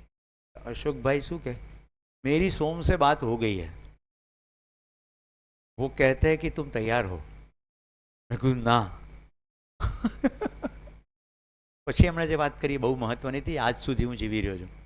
એને કહ્યું, ભૈયા हमें किसी को समझाना उस भाव से नहीं, लेकिन हमें समझना है उसी भाव से करो. કારણ કે એમને પણ આ મારી જેવી જ એક્ઝેક્ટ ઘટના ઘટી હતી. એમને જવાબદારી આવી પડી હતી અને એમણે પહેલો શિબિર કર્યો હતો. એ કે આજ સુધી હું પ્રબોધક તરીકે નહીં પણ વિદ્યાર્થી તરીકે શિબિર કરતો આવ્યો છું. એનાથી મારી સમજણની ગતિ બહુ તેજ થઈ છે. તો મિત્રો, એટલે મેં તમને પહેલા દિવસે હાથ જોડીને કહ્યું હતું કે હું દિવાલ સામે વ્યક્ત ના થઈ શકું. હું જ્યારે આ વ્યક્ત થાઉં ત્યારે મારી અંદર વધુ ને વધુ દ્રઢ થતું જાય. આવી રીતે મારી પ્રબોધક તરીકે જર્ની શરૂ થઈ. એ વાળુકરમાં શિબિર થયો, શિબિર લીધો. એમાં સુરતના વિનુભાઈ માંડવિયા, એ પેલા પરેશભાઈના મિત્ર. એટલે પરેશભાઈ કે, વિનુ તું હણોલ આવ્યો છે તો જરાક એક દિવસ આવજે. ચાલુ શિબિરમાં વચ્ચે વિનુભાઈ આવ્યા. એમણે મને જે 2-3 કલાક સાંભળ્યો એટલે એમણે કીધું કે આ તો કરવા જેવું કામ છે. હવે એમણે જર્નાલિઝમ ભણેલા, તત્વજ્ઞાન ભણેલા, ખૂબ બધું વાંચેલું. એમણે હલધરુ નામના ગામના એક ફાર્મમાં મારો શિબિર ગોઠવ્યો. આમ સુરતની યાત્રા શરૂ થઈ. પછી હસમુખભાઈની મેં તમને વાત કરી છે, યુનિવર્સિટીમાં પણ શિબિરો થયા. એવી જ રીતે સમાંતર, હવે પછી ડિટેલ નથી કહેતો, પણ વિસનગર, રાજકોટ, મહેસાણા, અલગ અલગ જગ્યાએ થયા. અત્યારે વિસનગર પૂર્ણ સ્વરૂપે ધમધમી રહ્યું છે. સમર ડાયમંડ ક્યારેક મારું ક્લાયન્ટ હતું, કન્સલ્ટન્ટ હતો, પણ મેં એમને કહ્યું કે જીવન બીજા શિબિર કરવાની છે. બધા લોકો શિબિરમાંથી પસાર થયા. 2018 સુધી બહુ જાજુ ના થયું. 2018માં રાધે ઉપવનમાં મારો શિબિર યોજાયો. મેં એમ જ સહજ રીતે સોમભાઈને ફોન કર્યો કે ભૈયા 1 વર્ષ થઈ ગયું તમે ગુજરાત નથી આવ્યા, શિબિર ઓર્ગેનાઇઝ થયેલો છે, મારા બદલે તમે લો ને. એમાં સમર ડાયમંડના દિનેશભાઈ અને દશરથભાઈ બંને બેઠા. સંકલ્પ કર્યો હવે આમાં પૂરું ઉતરવું છે. અત્યારે દશરથભાઈ પૂર્ણ સમર્પિત છે અને સમર ડાયમંડ અત્યારે મોટો જીવન વિદ્યાનો મોટો પરિવાર છે. ત્યાં નિયમિત શિબિરો થાય છે, અધ્યયન થાય છે. આમ વિસનગરનું કેન્દ્ર શરૂ થયું. રાજકોટમાં મેં વિદ્યાર્થીઓ માટે અને ફેકલ્ટી માટે શિબિરો કર્યા. સ્વામીજી ભૂતાનજીન શિબિર કરી આવેલા. પછી ગોપાલ બાબુ આવ્યા, ગણેશ વાઘારિયાજી આવ્યા. અલગ અલગ રીતે ત્યાં શિબિરોની પરંપરા ચાલી. પણ એના મૂળમાં એને દ્રઢ બનાવવામાં પ્રોફેસર રાકેશ ઓઝા છે, જે પહેલી શિબિરમાં મારી સાથે બેઠા હતા, કારણ કે એ મારા એક સમયમાં ક્લાયન્ટ હતા. તો રાકેશ ઓઝાના દ્રઢ પ્રયત્નોથી ત્યાંના ફેકલ્ટી ડેવલપમેન્ટનું કામ થયું. આ જયભાઈ જીગર રત્નોત્તર, એવી રીતે રાજકોટમાં થઈ ગયું તૈયારી, સુરતમાં ઢગલાબંધ તૈયારી થઈ ગઈ. અત્યારે મારા માટે તો પરમ તૃપ્તિ છે. તો હવે તમે વિચાર કરો, મને કેટલા ઉત્સાહથી હું શિબિર ચલાવતો હોઈશ કે કોઈ એક વ્યક્તિ એવો સંકલ્પ કરે કે હવે હું આમાં મારી જિંદગી મૂકું છું, તો આજે આટલો મોટો ગુજરાતમાં પરિવાર ઊભો થયો છે. આમાં પાછા એક પણ વ્યક્તિ કોઈ પણ પૈસા લીધા વગર શિબિર કરે છે. યસ, આમાં રાજુની બી સ્ટોરીઓ છે. આમાં જેટલા લોકો અહીંયા બેઠા છે ને બધાની પાછી સ્ટોરી છે જ. ગિરીશભાઈ ને સતીશભાઈની સ્ટોરી તો તમે સાંભળી હતી ને, નગરથી ઉપર તંબુમાં વાત કરી હતી, એમનું ધ્યાન ગયું તો આ યાત્રા અહીંયા સુધી પહોંચી. ત્યારે વખતે અમને કીધું હોત કે કંઈ વાંધો નહીં, તમે તમારે ચલાવો ને, અમે તો સૂપ પીએ ટમોટાનો, ટાઢમાં એ જ સારો લાગે. પણ એમને લાગ્યું કે આ કંઈક કરવા જેવું છે. હાજી, હા, એ રાજુભાઈ કહે છે હવે ડીસા અને મુંબઈ પણ ધમધમશે. ડીસા વિશે તો મને કોઈ ડાઉટ નથી. It will be going to fundamental great. એટલું જ નહીં, હું આ ક્ષણે ઘોષણા કરું છું, ડીસાની એન્જલ સ્કૂલ ગુજરાતભરની શાળાઓ માટે આદર્શ શાળા બનશે. કારણ કે અહીંયા સંચાલકો, આટલા શિક્ષકો સમર્પિત છે. અને ગામના પ્રબુદ્ધ લોકો, કોટક સાહેબ, અનિલભાઈ જેવા મિત્રો મને સાહેબ મળવા આવ્યા હતા. એમણે કહ્યું કે હજારો વિદ્યાર્થીઓને તમારા રાયલામાં મોકલ્યા. મેં સાહેબને સામેથી કહ્યું, સાહેબ વિદ્યાર્થીઓનું શિબિર કરો. મિત્રો, તમારી જ્યાં જ્યાં પહોંચ છે, તમારામાંથી કોઈ બિઝનેસમેન હોય તો બિઝનેસના ક્ષેત્રમાં વિચારી શકે, શિક્ષણ સંસ્થાઓમાં. પૈસા તો અહીંયા છે નહીં, તમારે થોડું આયોજન કરવું પડે. તમને કદાચ ખબર નહીં હોય, પણ ગિરીશભાઈ, સતીશભાઈ સ્કૂલમાં તૈયારી કરી નાખી છે તો ભવિષ્યમાં હોલે ભાડે ના લેવો પડે અને શિબિર થાય. શિબિરની શૃંખલા ચાલે તો ડીસામાં વાતાવરણનું નિર્માણ થાય. સમજદાર લોકો ભેગા થતા જાય, એક મોટો પરિવાર બને. એની અસર એટલી મોટી થાય કે બીજા લોકો પણ આ માનસિકતામાં આવે. એમ છે. હવે એક એક કેન્દ્રની સ્ટોરી કહું તો કેટલી ઇન્ટરેસ્ટિંગ સ્ટોરી થાય. આ રાજુની એવી જ છે. એક શિબિરમાં બત્તી થઈ ગઈ, પછી શિબિરની યોજના કરી, એમાં આ ભાઈઓ આવ્યા. એમાં એક ગાંધીનગરના મહેશભાઈ આવ્યા. ગાંધીનગરના મહેશભાઈ થકી અમદાવાદમાં શિબિરો, પિરાણાની બધી શિબિરો મહેશભાઈ દ્વારા. રાજુએ મન બનાવી લીધું કે બોમ્બેમાં શિબિર કરવો છે. પહેલો શિબિર મુંબઈમાં વિરારમાં થયો. બીજા શિબિરમાં રાજુભાઈ સહયોગી થઈ ગયા. વાલમ ટીવી દ્વારા એ પ્રસારિત થયો, ગોવિંદભાઈ વાઘાણી, જેના અંતર્ગત મોન્ટેરિયામાં હવે શૃંખલાબંધ શિબિરો થવા જઈ રહ્યા છે.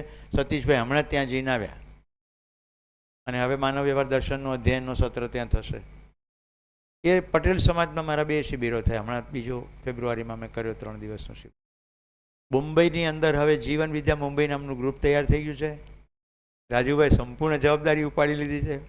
અને છેલ્લા શિબિરમાં તો એવું કે આયોજન અને સંચાલન બધું જ રાજુભાઈએ સંભાળ્યું. તમે સતીશભાઈ જોઈને આવે ને, મને ફીડબેક આપે, આ રાજુભાઈ શું ચીજ છે, કેટલો ઉત્સાહ, કેટલી એનર્જી, ક્યાંથી આવે છે. જવાબ આપી દઉં, આ સ્થિતિમાં જે છે એને બળ કહેવાય અને ગતિમાં છે એને શક્તિ કહેવાય. જીવન પરમાણુનો નાશ થતો નથી, એટલે અક્ષય બળ, શક્તિ સંપન્નતા, આત્મબળ, બુદ્ધિબળ, ચિત્તબળ, વૃત્તિબળ, મનોબળ. ગતિની અંદર આશા શક્તિ, વિચાર શક્તિ, ઈચ્છા શક્તિ, એ જ રીતે પ્રજ્ઞા અને પ્રમાણિકતા. તો સ્થિતિમાં આટલું બળ અને ગતિમાં આટલી શક્તિ, અને પાછું કદી નાશ તો થવાનો નહીં. અક્ષય બળ, શક્તિ સંપન્નતા. આવું કહું તોય મારા બધા રૂવાડા બેઠા થાય. આ આપણું મૂળ સ્વરૂપ છે. હવે ઢીલી વાતો કરીશું. ઢીલી વાતો, ચલો ગીત ગવડાવું. રાયલામાં ગવડાવું છું ને, સાહેબ છે ને એટલે. સાહેબ, તમને બી આનંદ આવે કે રાયલામાં શું ગીતો ગાતા હશે. મારાથી થાય શું એ કદી ના વિચારું,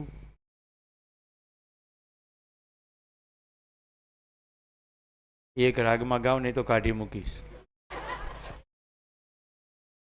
મારાથી થાય શું એ કદી ના વિચારું,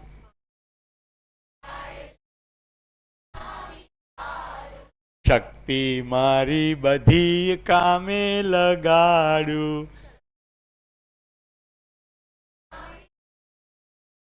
અંધારું દૂર કરું હું નિરાશાનું,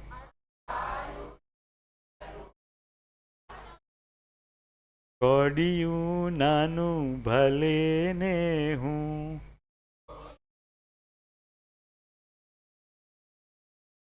સદાય રહેતું જગમગતું રૂહી કોડિયું નાનું ભલે ને હું.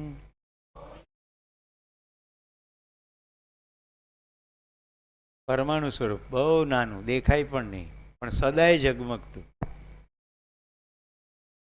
તો આ ઘર છોડીએ તે પહેલા જેટલું થઈ શકે એટલું બેસ્ટ કરીએ, જેથી ફરી જ્યારે આવીએ ત્યારે આપણને ઘર સારા મળે.